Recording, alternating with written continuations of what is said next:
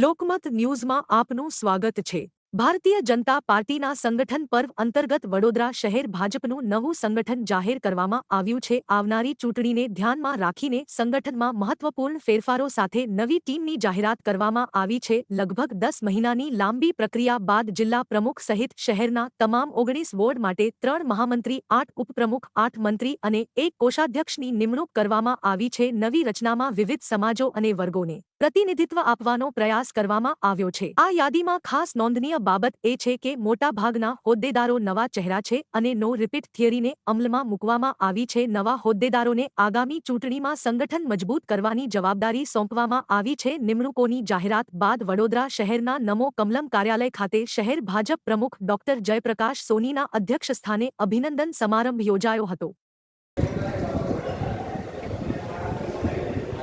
Bharatiya Janata party परंपरा मुजब नवा प्रमुख की જ્યારે घोषणा थती હોય છે ત્યારબાદ નવી ટીમ પણ બનતી હોય છે।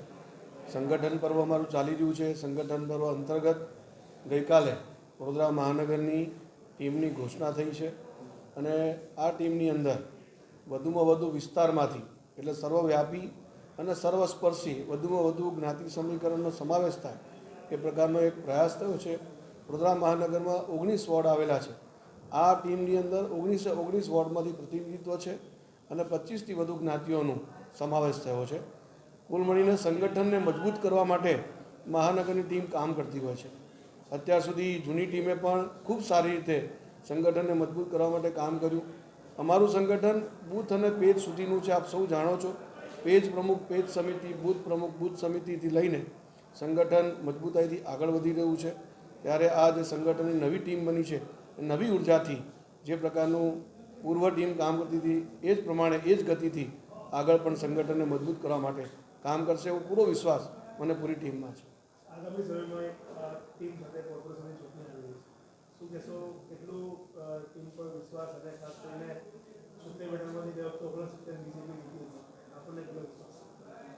ભારતીય જનતા પાર્ટી હંમેશા ઇલેક્શન મોડમાં જ હોય છે। તમે કાર્યક્રમો પણ જોશો તો કાર્યક્રમો સતત ચાલતા રહેતા હોય છે। કોઈ દિવસ પાર્ટીના કાર્યકર્તાઓ કોઈ કાર્યક્રમ જ ના હોય એવું બન્યું નથી।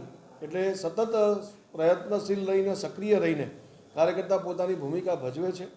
એ જ કાર્યકર્તાઓ આ જવાબદારી જે પદ છે એ જવાબદારી માનીને કામ કરે છે। પરંતુ સંપૂર્ણ રીતે ભારતીય જનતા પાર્ટીનો કાર્યકર્તા એ પાર્ટીને ભરેલો કાર્યકર્તા હોય છે।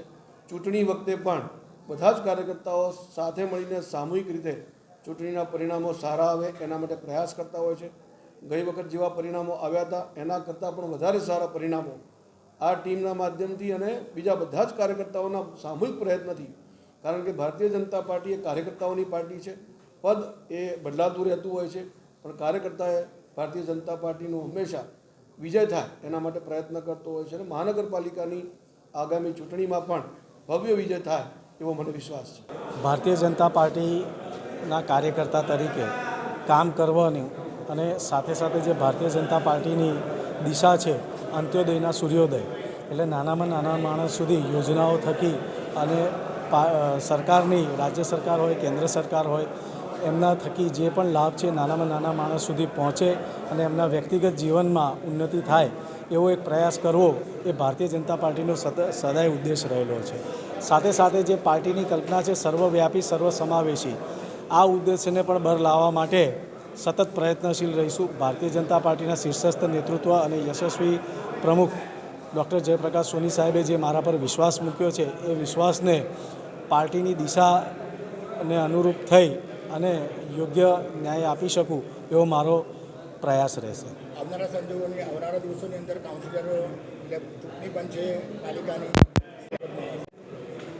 ભારતીય જનતા પાર્ટી હંમેશા એ એની માટે એક સાધન છે, હંમેશા અંત્યોદયનો સૂચવેલો છે અને પાર્ટીનું તો એક ક્લિયર ગાઈડલાઇન છે અને યશસ્વી અધ્યક્ષ પ્રકાશ સોની સાહેબે પણ આ જાહેર કરેલું છે કે 76માંથી 76 એ જ વિકલ્પ, બીજો કોઈ જ વિકલ્પ નહીં અને એ ઉદ્દેશ્યમાં પાર્ટી સતત પ્રયત્નશીલ રહી અને કામ કરતા રહીશું।